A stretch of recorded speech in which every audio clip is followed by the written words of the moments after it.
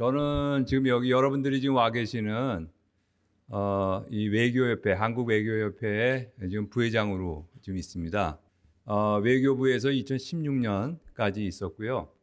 그리고 외교부에서 제가 한 주요 이제 공관장 자리는 마지막에 싱가포르에서 대사를 했고, 그리고 그 전에 헝가리에서 대사를 했습니다.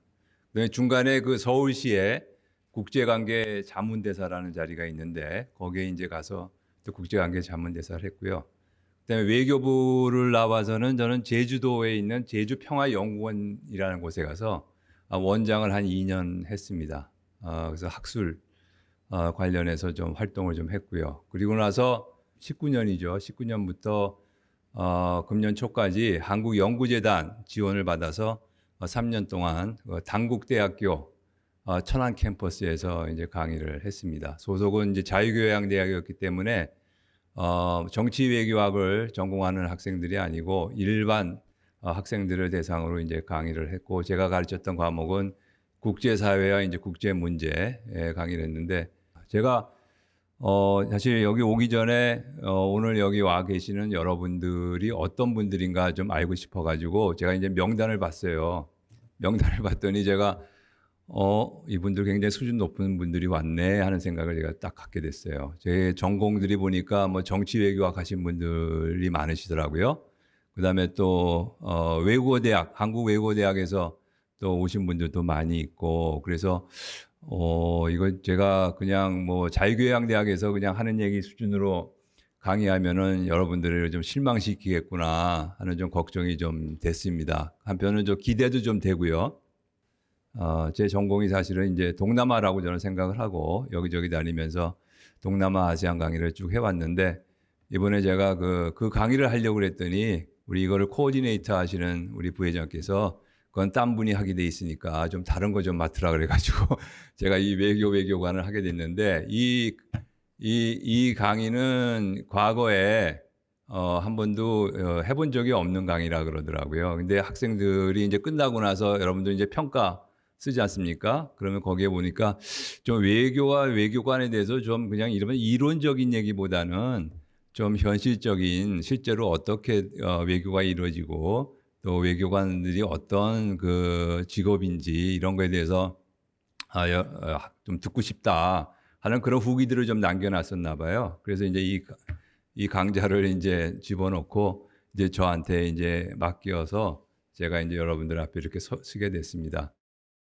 사실 이 외교와 외교관에 대해서는 제 생각에는 이래요. 이거를 어떤 사람이 어떤 외교 경험을 가진 사람이 강의하느냐에 따라서 이 내용이 확 달라진다고 저는 생각을 합니다. 예를 들어서 미국에서 근무를 한 사람이 와서 강의를 하라 그러면은 보나마나 강대국 그 관점에서 이 외교를 해야 된다는 그런 얘기를 할 거예요.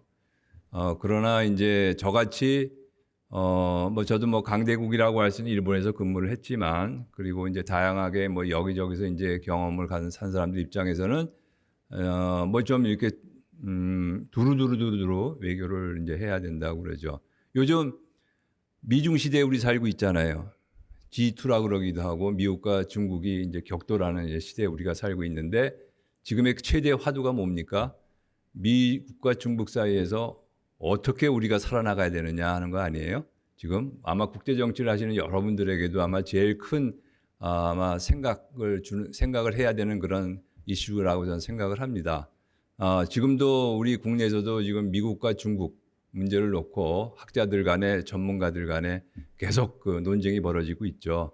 그러면 자, 여러분들 그 미국하고 중국 사이에서 어떻게 살아가야 되겠느냐? 그러면 아마 미국을 전공한 사람들은 이 세계는 역시 미국이 주도하는 세계이기 때문에 우리는 미국 편에 확실히 서야 된다. 아마 이렇게들 얘기를 할 거예요. 그러나 중국을 좀 아는 사람들은 또 한편으로는 중국이 앞으로 또 우리 미래의 이 국제사회를 이끌어갈 나라이기 때문에 중국과의 관계가 굉장히 중요하다. 이렇게 얘기를 할 거고요. 저 같은 사람은 이제 여기저기를 다 섭렵한 사람은 외교 뻔한데 뭘 그렇게 미국, 중국을 선택하냐? 모든 나라하고 다 잘 지내면 되는 거 아니냐? 이제 이렇게 얘기를 하죠. 그러나 사실은 답이 없는 얘기죠. 미국하고 중국하고 사이에서 다 잘 지낼 수 있으면 뭐 고민할 게 뭐가 있겠습니까? 이 강대국들이 선택을 하라고 우리한테 요구를 하기 때문에 그 사이에서 이제 여러분들이 고민을 해야 되는 거죠. 저도 사실은 이제 미국 그 경험을 좀 했습니다. 미국에서 공부도 했고, 미국 외교관들하고 이제 국제 회의장에서 많이 이제 만나고 했지만, 저는 가끔 이제 지금 지금 이제 새 윤석열 정부에서도 미국을 굉장히 이제 중시하는 이제 외교를 지금 하려고 하잖아요.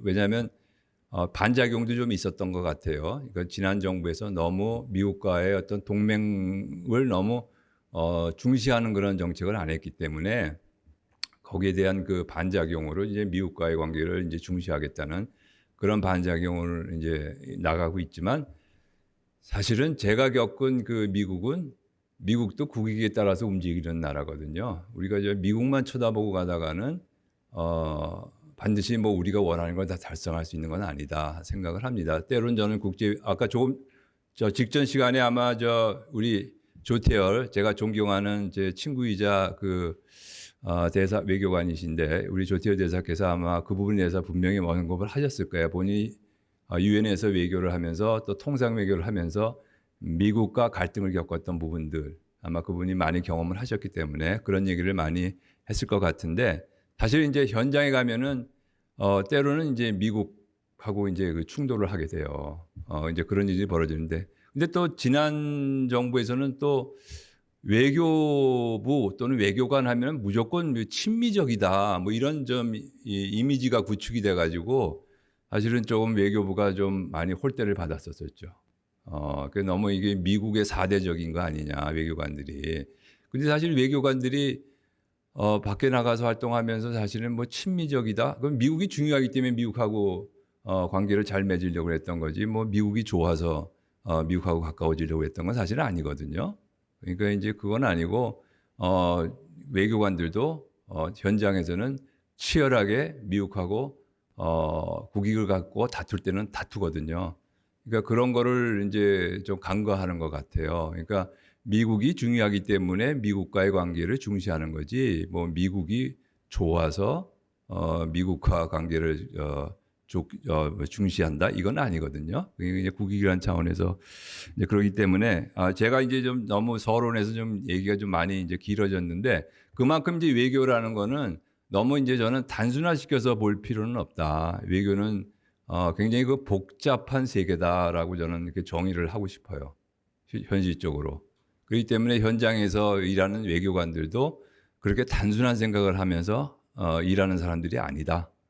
늘 복잡하게 생각을 하면서 어떤 게 우리에게 가장 도움이 되는지 이런 걸 생각하면서 일하는 게 바로 외교관이고, 이건 뭐 우리나라 외교관뿐만이 아니에요. 이거는 전 세계 외교관이 다 그렇게 이제 일을 하는 거니까 이제 그렇게 이해를 하시면 되는데, 자, 제가 이제 여기 앞에 띄워놓은 우리 동상, 누구 동상이죠? 여러분 잘 아시죠?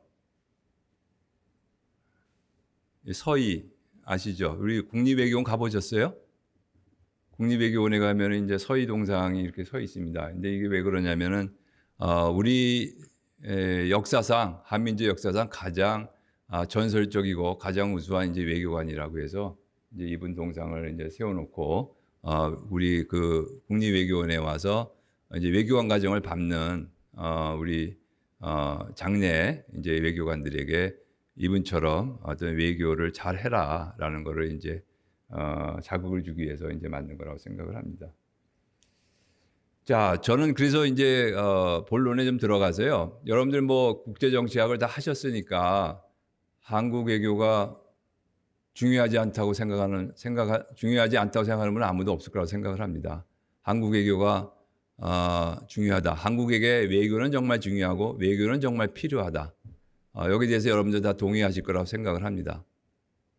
그 이유를 이제 굳이 이제 정리를 해보자면 한국에게 어떤 좋은 것일 수도 있고 나쁜 것일 수도 있는데 바로 지정학적인 그런 환경이 있기 때문입니다. 무슨 말이냐면은 한국처럼 제가 이 세계 지도를 펼쳐놓고 봐도 이 한국처럼 주변국들이 이렇게 강대국인 나라는 없는 것 같아요. 이 지구상에.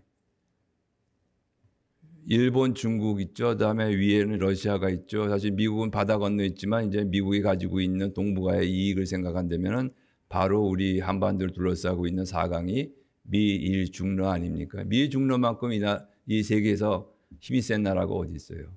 그러니까 우리나라는 이런 네 나라에 둘러싸여 있는 이런 여건 때문에 우리가 외교를 무시하고 싶어도, 외교를 좀 가볍게 여기고 싶어도 가볍게 여길 수 없는. 왜냐하면 외부에서 그만큼 우리를 도전을 하고 우리한테 자극을 주는 그런 일들이 벌어지기 때문에 거기에 우리가 대응하지 않을 수 없는 그런 여건에 있다는 것 때문에 우리에게 이제 외교가 중요하지 않을 수 없는 것이죠. 우리가 근대는 말할 것도 없고 그 전에도 보면은 바로 그 중국이라고 하는 나라, 일본이라고 하는 나라가 있으면서 우리가 침략을 받았잖아요. 그러니까 바로 왜 침략을 받았냐?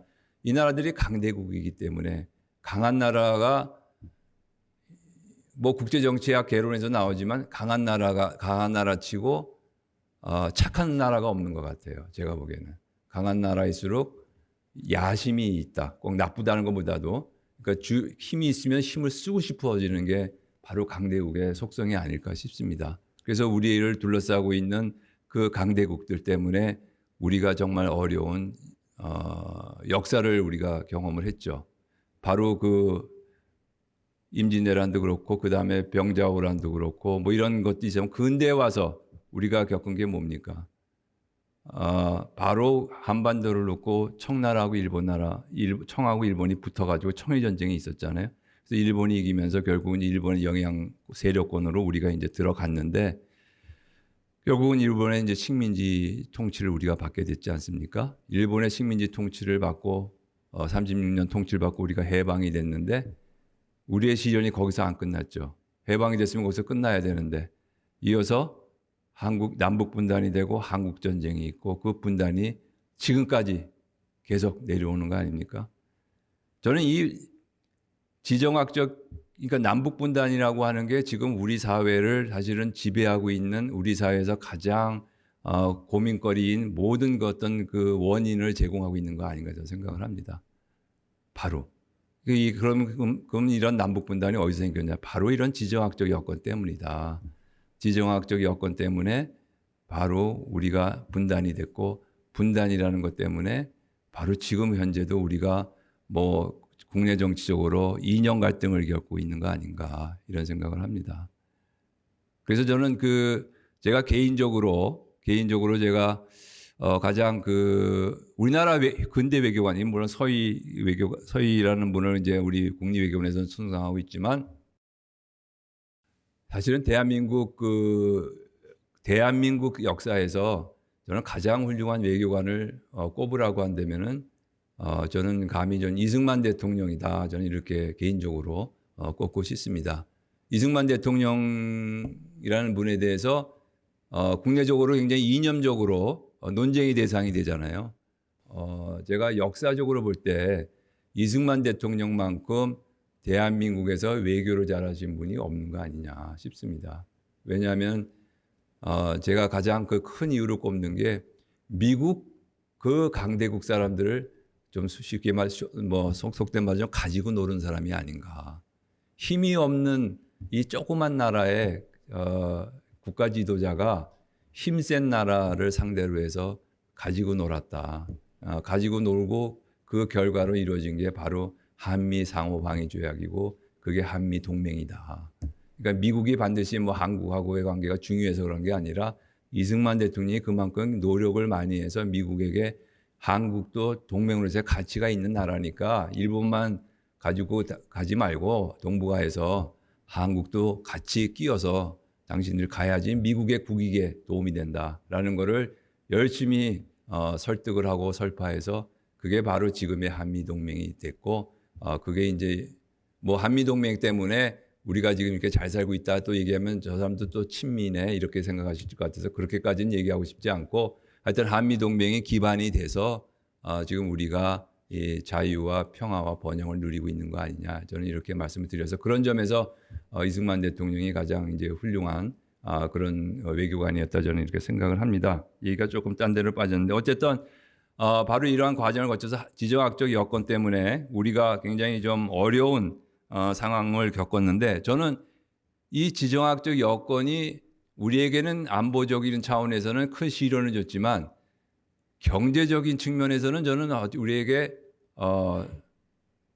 혜택을 줬었다. 저는 이렇게 생각을 합니다. 바로 중국이라고 하는 나라가 우리의 경제 번영에 경제 성장에 큰 시장을 제공해 줄 수 있었고 일본이 물론 있어서 일본으로부터 우리가 배울 수 있는 물론 수출입 면에서는 좀 우리가 적자를 많이 겪었지만 일본에서 가져오는 부속품이라든지 일본의 기술을 우리가 활용해서 경제 번영을 할 수 있었기 때문에 바로 이건 또 지정학적인 측면이 아닌 지경학적인 측면에서는 우리에게 큰 플러스가 됐던 우리 여건을 우리가 가지고 있었다. 저는 이렇게 생각을 합니다.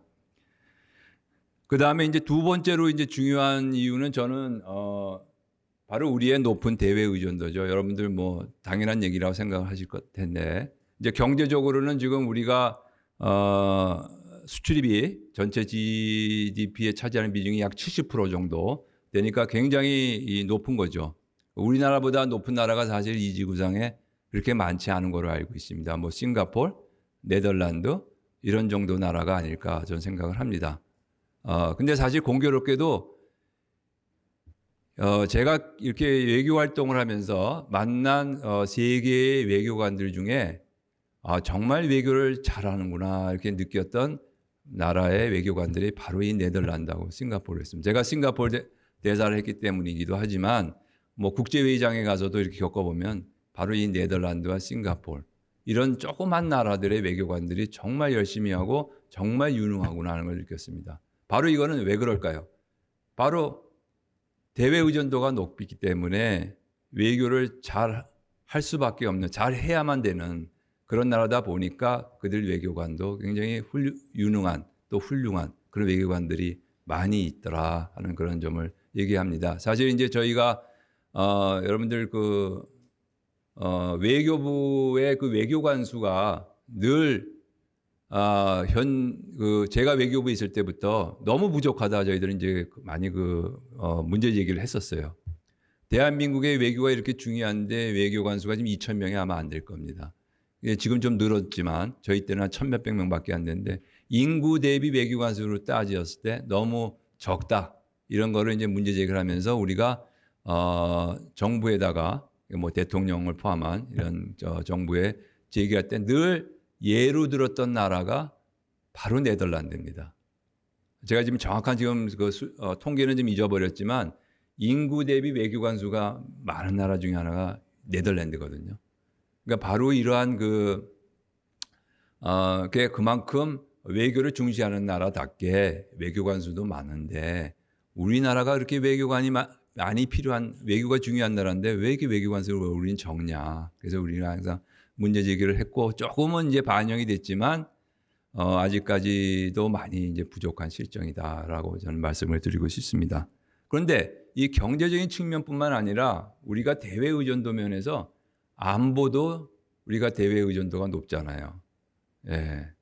지금 한국에 주둔하는 미군들 있잖아요. 이런 나라가 사실 이 지구상에 그렇게 많지는 않지 않습니까? 그만큼 안보적으로도 우리에게 대외 의존도는 굉장히 우리가 높은 나라이기 때문에 그래서 외교가 어느 나라보다도 이제 중요하다 이런 말씀을 좀 드려야 되고 싶습니다. 그다음에 이제 세 번째는 저는 이제 국가의 모든 영역이 지금 외교의 영역을 벗어날 수가 없게 돼 있습니다. 왜 그러냐면은 제 경험을 얘기를 할게요. 제가 외교부에 처음 들어왔을 때 외교부가 이 외교를 사실은 독점하다시피 했습니다. 왜냐하면은 그만큼 다른 부처나 다른 국가의 영역을 관리하는 부처에서 외교를 할 수 있는 능력이 부족했던 거예요. 솔직히 좀 창피한 얘기지만 80년대만 해도 다른 부처의 외교관이 나가서 국제회의장에 나가면 그 회의장에서 논의되는 내용을 잘 이해를 할 수가 없었어요. 왜? 전문 지식도 없었고 언어도 실력이 부족했고 그래서 그러다 보니까 외교부가 좀 폼을 잡았던 거예요. 외교부가. 그 외교관들이 나가면 뭐 언어도 되고 물론 우리나라 외교관이 그 당시에 지금보다 영어 실력이 전체적으로 낮았다고 저는 인정을 합니다. 그렇지만 그래서 다른 부처에 비하면 상대적으로 그만큼 국제화가 잘 돼 있었고 국제관계를 수행할 수 있는 능력을 가지고 있었기 때문에 외교부가 사실은 외교의 영역을 거의 뭐 지배하다시피 했습니다. 그런데 우리나라가 이제 선진화가 되니까 모든 부처가 외교의 이제 필요성을 느끼게 된 거예요. 그러니까 스스로 자체적으로 독자적인 능력을 이제 배양을 합니다. 그렇게 돼서 지금 모든 그 정부 부처에 보면은 국제 업무를 수행하고 다 할 수 외교 업무도 수행할 수 있는 능력을 갖춘 우리 공무원들이 지금 많이 이제 배출이 됐습니다. 그래서 그만큼 그거는 뭐냐면 우리나라의 국가 역량이 커지면 커질수록 외교도 그만큼 더 필요해졌고 그렇게 외교관에 준하는 직원들도 많아졌다 이렇게 말씀을 드립니다. 그래서 저는 이 세 가지 때문에 뭐 물론 다른 이유도 제가 들 수 있겠지만 우선 크게 이 세 가지 때문에 우리나라에게 외교라는 것은 더할 나위 없이 중요하다 이런 말씀을 좀 드리고 싶습니다. 그만큼 모든 이제 국가 영역에서 이제 외교가 차지하는 비중이 이제 커졌다 이렇게 말씀을 드리고 싶습니다. 자, 그다음에 이제 좀 이거 약간 좀 개념적인 얘기인데요. 요즘 그 외교하면 아까 제가 그 경기도 예를 들었잖아요. 그러니까 뭐 웬만하면 다 외교를 붙여요 요즘이요. 무슨 뭐 환경 외교, 뭐 안보 외교, 경제 외교 이거는 이제 전통적인 그 외교 용어고요. 그다음에 뭐 환경 외교, 뭐 무슨 외교, 요즘 공공 외교도 많이 나오지 않습니까? 하여튼 뭐 이름을 다 붙여서 외교가 지금 많아요. 요즘 이제 경제 안보 외교 이제 새로운 용어로 아주 그냥 각광을 받고 있죠. 이렇게 외교가 많은데 이제 저는 외교의 기능이 이제 뭐 국가 영역을 다 커버하지만 크게 외교의 기능은 이제 세 가지다 저는 이렇게 생각을 합니다. 하나는 평화, 두 번째는 이제 번영, 세 번째는 이제 국가 위상 제고 이렇게 세 가지로 저는 크게 정리를 할 수 있다고 생각을 합니다. 여러분들 그 평화, 제가 이제 제주평화연구원장을 했잖아요. 그래서 이제 그 평화에 대해서 그때 많이 이제 관심을 갖고 이제 연구를 했는데 평화의 반대가 뭐죠? 전쟁이잖아요. 그죠? 그러니까 이제 그 평화라는 게 마치 이게 굉장히 이념적인 용어가 돼 버렸어요, 사실은.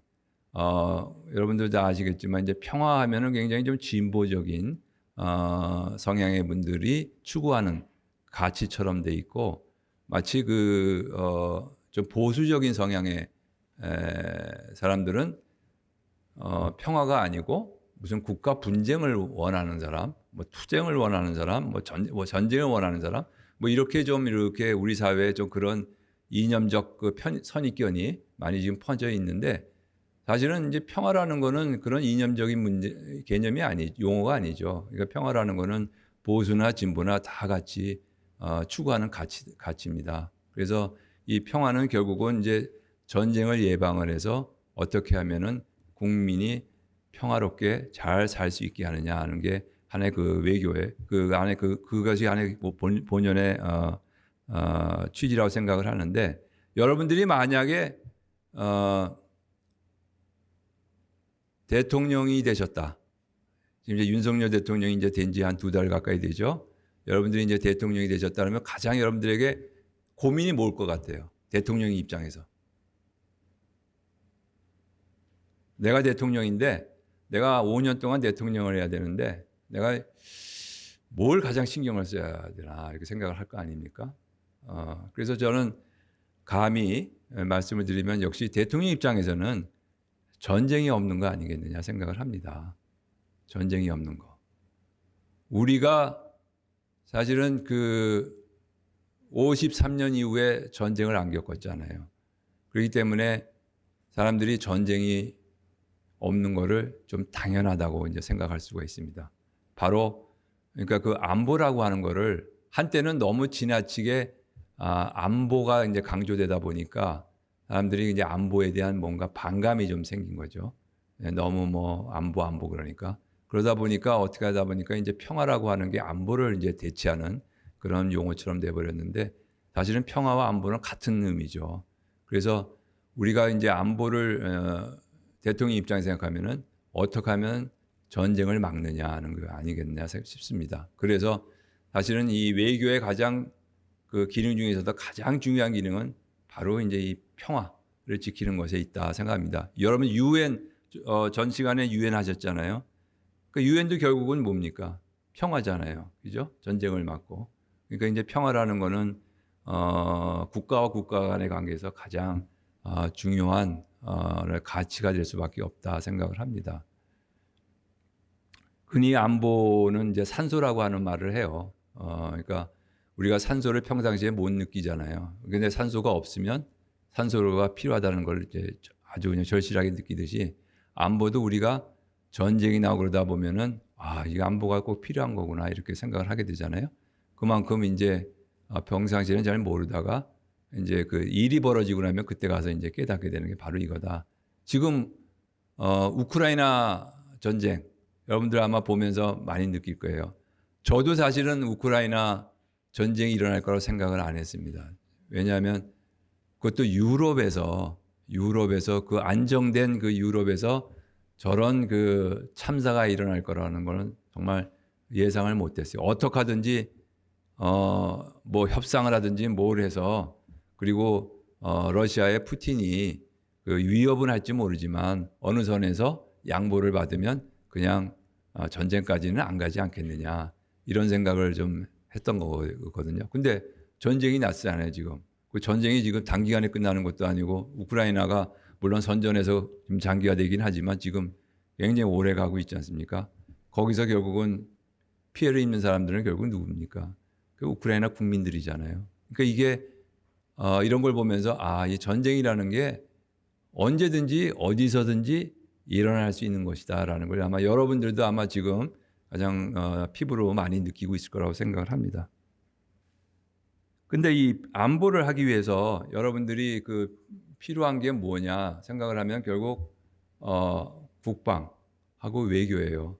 그러니까 국방이라고 하는 건 당연하죠. 군사력이라고 하는 건 당연히 이제 필요합니다. 근데 흔히들 이제 군사력이라고 하는 거를 조금 가볍게 생각을 해서 이제 그보다는 뭐 어떻게 해서 국가 간의 관계가 지금 특히 요즘 국가 간의 관계라는 거는 이제 세계화를 통해서 서로 상호 의존도가 높아지다 보니까 굳이 군사적인 그 충돌까지는 가지 않을 거라는 그런 희망 섞인 그런 그 전망 때문에 이제 군사력에 대해서 좀 가볍게 생각할 수가 있지만 사실은 군사력은 아주 기본이죠. 필요한 거죠. 근데 사실 이제 국방만 필요한 건 아니다. 외교도 필요하다는 점을 이제 말씀을 드려야 될 것 같습니다. 왜냐하면 여러분들 그 외교를 잘해서 전쟁을 막은 아주 유명한 사례가 있죠. 어떤 사례인지 말씀하실 분 없으세요? 네? 그렇죠. 역시. 네. 맨 앞에 앉으신 분들이 대개는 답을 잘 하시더라고요, 보면. 네. 그래서 그 큐바 핵미사일 사건이죠. 그 당시에 이제 케네디 정부에서 여러 가지 대안들이 이제 검토되지 않았습니까? 여러분, Essence of Decision이라고 읽어보셨어요? 역시. 예, 거기 보면은 결국 이제 공습이나 침공 이런 그 대안들이 검토되다가 결국 마지막에 선택하는 게 이제 봉쇄하고 이제 외교죠. 그래서 최근에 허승철이라고 하는 전 우크라이나 대사 지내셨던 분이 이제 번역한 책이 하나 나왔는데 거기도 보면은 당시에 그 큐바에 예상했던 이상으로 핵탄두가 많았었다. 만약에 그때 그게 무력 충돌로 갔으면 정말 제 3차 세계대전 핵전쟁이 일어날 수밖에 없었던 상황에서 지금 생각해도 맞이했던 상황인데 다행히 케네디 행정부에서 현명한 선택을 해서 그게 이제 전쟁으로까지 안 가고 결국은 이제 평화롭게 협상으로 잘 끝났기 때문에 그래서 그런 외교가 아주 그 성공적으로 전쟁을 막은 사례로 이제 많이 이제 인용이 되고 있습니다. 물론 전쟁을 하기 위해서 외교를 하는 경우도 많이 있죠. 전쟁을 하기 위해서 외교.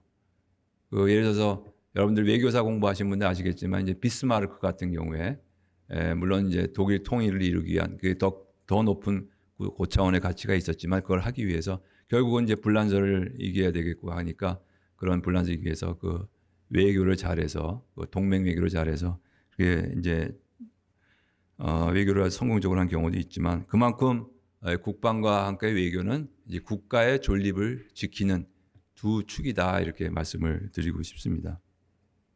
그리고 제가 이제 국가의 번영에 대해서도 좀 말씀을 드려야 되는데 너무 많이 이제 시간이 지나는 것 같아서 좀 줄여가면서 하겠습니다.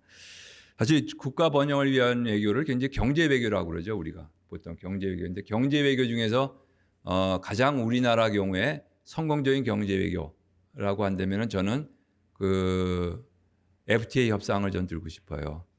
외교부의 그 통상교섭본부가 생긴 이후에 그 FTA 협상을 굉장히 열심히 해서 한미 FTA를 막 만들고 한EU FTA를 만들고 막 넓혀 나갔죠. 소위 말해서 약간 좀 외교적 수식어로 말하면 경제적 영토를 막 넓혀 간 거죠.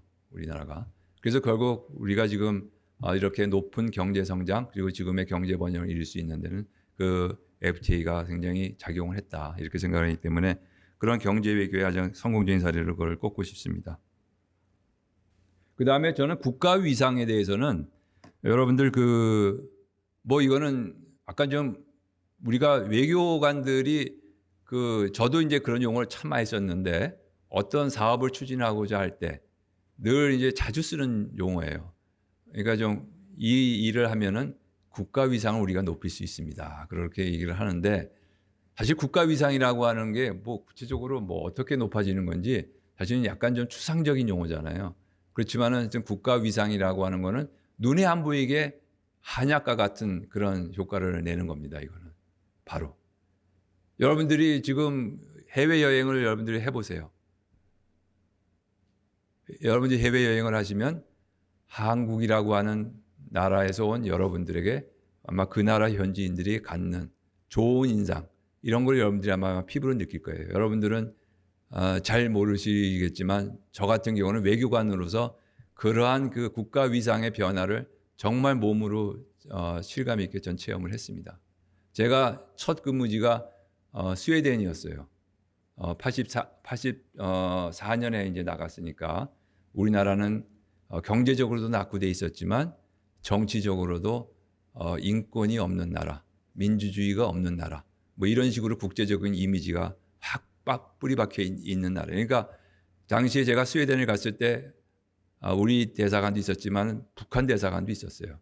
하지만 스웨덴 사람들에게 한국이나 북한이나 잘 구분이 안 되던 시대였어요.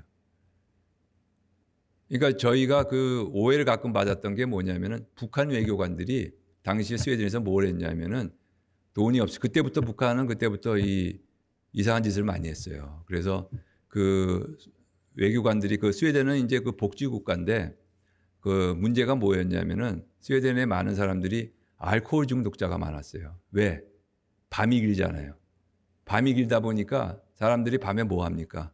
그냥 술 마시는 거예요. 사람들이 술 마시는 사람들이 많다 보니까 알코올 중독자가 많아진 거예요. 그래서 스웨덴 정부에서 한 조치가 뭐냐면은 술에 관해서는 높은 그 세금을 때려가지고 술을 못 사게 만든 거예요. 그리고 술도 한 사람이 구입할 수 있는 양을 딱 제한을 했어요. 근데 그 예외적으로 술을 마음껏 살 수 있는 사람들이 있었어요. 누구냐? 외교관들이었어요. 전 세계적으로 외교관들에 대해서는 모든 물품에 대해서 면세로 구입할 수 있게 해주다 보니까 그 높은 세금을 안 내고 저희는 술을 구입할 수 있었던 거예요. 그랬더니 이제 북한 외교관들이 그때 착안했던 게 뭐냐면 야, 이거 술장 사면 돈 되겠네 이렇게 생각을 한 거예요. 그래가지고 이 사람들이 대사관에서 술을 다량으로 이제 사가지고 그거를 이제 파는 거예요. 그게 지금 뭐 가상화폐로 해서 이제 북한이 뭐 연명한다는 얘기도 있고 하지만 그런 식으로 이제 술을 판 거예요. 그랬더니 저희 한국 외교관도 스웨덴 사람들을 보면은 북한이나 비슷하게 보인 거예요. 그래가지고 제가 외교관 생활할 때 그 스웨덴 사람 중에 그런 제안이 막 오는 거예요. 야, 너 술 좀 사가지고 나한테 좀 팔아라. 그러는 거예요. 에? 네가 좀 팔면 내가 얼마만큼 혜택을 주겠다. 뭐 이런 식으로 하는 거예요. 돈을 주겠다. 그거 이제 이게 기본적으로 외교관 이제 면책 특권의 악용이죠, 사례죠. 할 수도 있지만 그래도 저희가 북한하고는 다르잖아요. 그래도 양심이 있고 하니까 저희는 그런 걸 안 했죠. 그렇지만 스웨덴 사람 입장에서 보면은 비슷하게 보인 거예요. 그러니까 남한의 외교, 북한의 외교가 아니라. 그만큼 이제 우리가 국가 위상이 그때는 참 낮았는데 제가 스웨덴에 있을 때 한번 눈물을 흘린 적이 있었어요. 어떤 적이 있었냐면은 스웨덴에 가전 그 제품만 파는 큰 쇼핑몰이 있었는데 그 어느 날 제가 갔더니 저 코너에 삼성 가전제품이 팔고 있는 거예요. 그때 그 가전제품은 전부 일제였어요. 유럽 제품하고 일제밖에 없었어요. 80년대는. 그거밖에 안 팔렸는데 갑자기 삼성 제품이 하나 탁 등장한 거예요. 구석에. 그래서 그걸 발견하고선 제가 너무 기쁘고 해가지고 막 눈물을 흘리고 했을 정도인데 바로 한국이 그런 나라였기 때문에 스웨덴 사람들이 한국을 보기를 어떻게 받겠습니까? 받겠는데 그게 이제 우리나라가 지금 밖에 나가서 이제 우리가 큰 소리, 오히려 스웨덴에서 우리가 큰 소리를 칠 수 있는 나라가 됐으니까 그만큼 이제 국가의 위상이 이제 많이 올라간 거고 물론 국력이 뒷받침된 거 있지만 그 이면에 이제 외교도 저희들이 열심히 했고 그다음에 저는 그 국가 위상에 올리는데 가장 성공적인 사례 하나를 꼽으라 그런다면은 저는 아마 조금 전에 우리 조태열 대사께서 말씀하셨는지 모르겠는데 저는 유엔 사무총장에 한국인이 선출된 거 아닌가 싶습니다.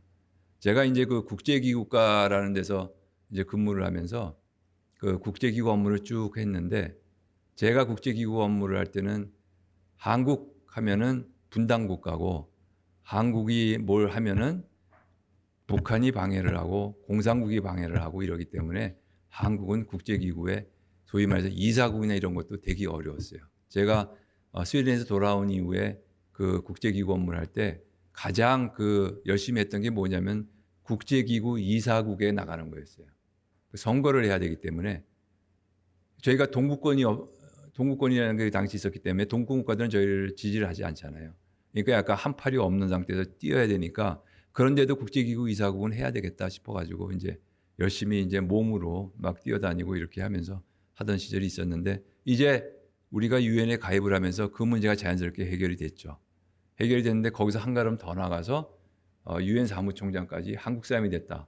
이건 도저히 전 제가 그 전까지 살아왔던 그 경험에 비치면 상상도 안 됐던 일을 저희가 이룬 거기 때문에 바로 그 국제기구의 총괄을 하는 유엔의 수장이 한국인이 됐다는 거. 그거는 우리나라의 위상을 아마 결정적으로 올리는 계기가 전 됐다고 생각합니다. 여러분들 반기문 총장께서 뭐 쓴 책도 있어요. 여러분들 혹시 보신 분들이 있는지 모르겠는데 한번 보십시오. 그러면은 그만큼 유엔 사무총장이라는 자리에서 어떤 일을 할 수 있고 그것이 얼마나 한국과의 위상을 올리는지 기여했는지라는 게 있습니다. 그래서 반기문 총장이라는 분이 참 훌륭하신 분인데 이분이 그 유엔 사무총장 자격으로 이제 외국을 이제 많이 다니시잖아요. 다니시면은 꼭 거기에 주재하는 이제 한국 대사를 꼭 부릅니다. 그 불러가지고 그 나라 주재국 외교관들한테 한국 대사하고 이렇게 같이 자리를 만듭니다. 꼭. 그래서 뭐 외교부 장관을 만난다. 그럼 한국 대사를 꼭 불러서 거기 동석을 시켜요. 뭐 그런 식으로 이제 한국의 어떤 그 존재감을 알리기 위해서 이분이 유엔 사무총장을 하면서도 이제 역할을 했기 때문에 바로 이런 역할을 했었다 이렇게 생각을 합니다.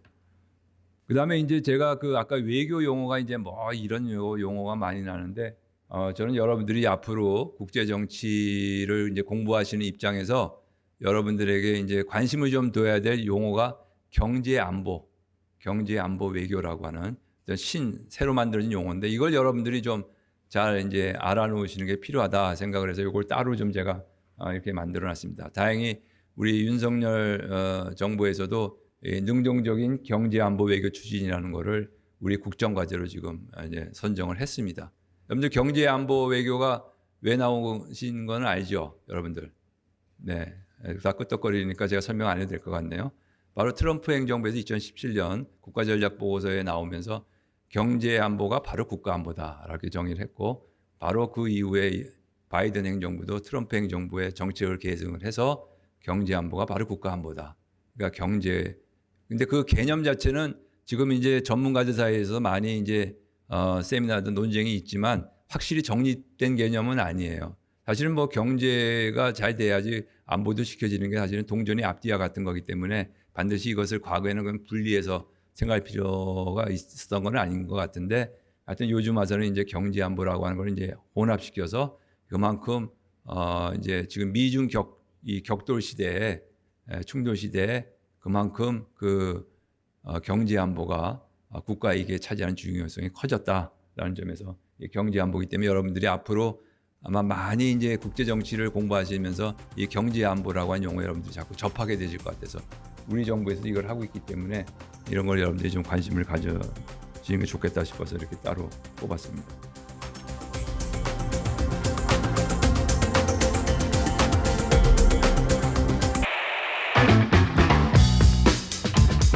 여기 혹시 외교관 되실 분들 있으세요? 되고 싶으신 분? 그럼 국익은 뭐냐? 뭐가 국익이냐? 여기 대해서는 누구도 구체적으로 얘기를 안 해요. 그렇기 때문에 국가를 대표하기 위해서 일을 해야 되잖아요. 국가를 위해서. 그럼 뭘 해야 됩니까? 국가를 보호를 해줘야 된다고요. 그 주재국에서. 여러분들이 이제 앞으로 외교관이 되고 할 때 우리나라는 충분히 글로벌 중추국가다라는 말을 합니다.